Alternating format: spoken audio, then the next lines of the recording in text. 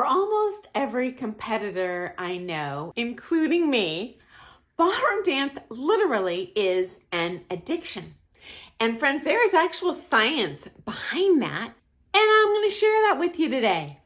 So, dancing releases dopamine, oxytocin, serotonin, and endorphins. However, none of these chemicals act individually. Instead, they combine to create a cycle of happy hormones. Positive emotions. Engages your brain chemistry exactly like laughing out loud would, or eating chocolate. Now, let's go into each of these chemicals and what they're doing to your chemistry.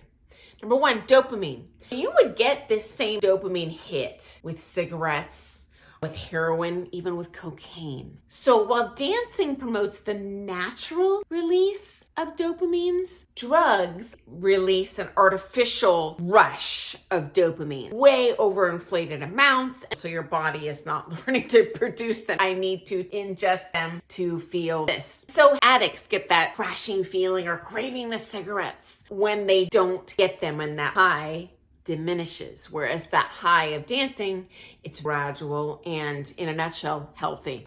But you know what? It'll probably crave more dancing.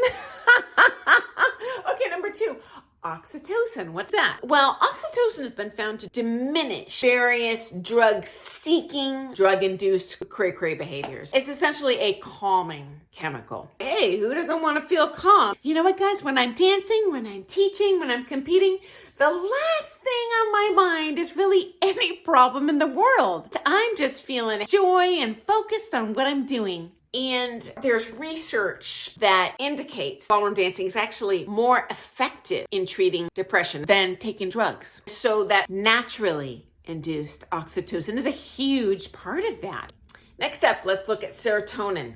So there's different substances you can take, medications, supplements, to artificially increase your serotonin. Basically, these are things that impact mood, anxiety levels. So this ties in with the oxytocin. There are drug antidepressants that use serotonin in their treatment. For example, if you've heard of Cymbalta. So Cymbalta, it's our serotonin neuroepinephrine reuptake inhibitor. I'm no doctor, but if you are a doctor, you know what I'm talking about. It inhibits the reabsorption into the body. It keeps you happier, calmer, longer. In a nutshell, these drugs are used to treat things like anxiety, depression disorders, obsessive compulsive disorder, social anxiety disorders. So ballroom dancing naturally and in a physically healthy way create these same chemicals in your body.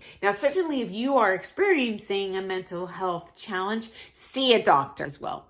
Okay, so the fourth chemical we talked about here were endorphins. Well, that's our body's natural pain reliever. So these neurotransmitters are chemical messengers. They give you feelings of pleasure that you might experience after laughing with friends, running. And guess what? Some drugs stimulate this stuff too. Legal and illegal drugs. Guess what opiates release?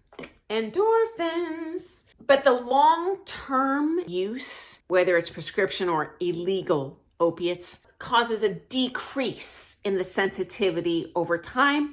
So you need higher and higher and higher doses. And then you become addicted to not only that drug, but now you need more and more and more and more and more just to achieve a stationary level of okay. You're not even getting happiness anymore. Whereas dance releases it in lower, slower, natural levels that your body can recreate on its own without having to fund a crack habit.